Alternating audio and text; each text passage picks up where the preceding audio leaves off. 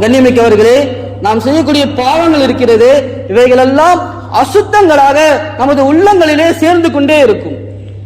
நாம் பாவம் செய்ய செய்ய நமது உள்ளங்கள் அசுத்தமானதாக மாறிக்கொண்டே இருக்கும்.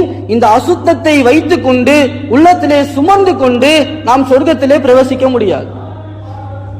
உலமாக்கள் கூறி காட்டுகிறார்கள், இதன் காரணமாக இந்த உள்ளத்திலே சேர்ந்திருக்கக்கூடிய கசடுகளான அசுத்தங்களை நீக்குவதற்கு அல்லாஹ் தஆலா சில நதிகளை ஏற்படுத்தி வைத்திருக்கிறான்.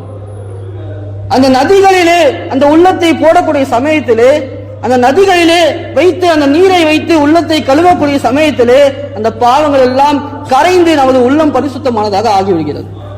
அதிலே முதலாவதாக கூறி காட்டுகிறார்கள், நாம் நமது பாவத்தை நினைத்து அல்லாஹ்விடத்திலே வருந்தி அஞ்சி நாம் இடக்கூடிய கண்ணீர் துளியாக இருக்கிறது.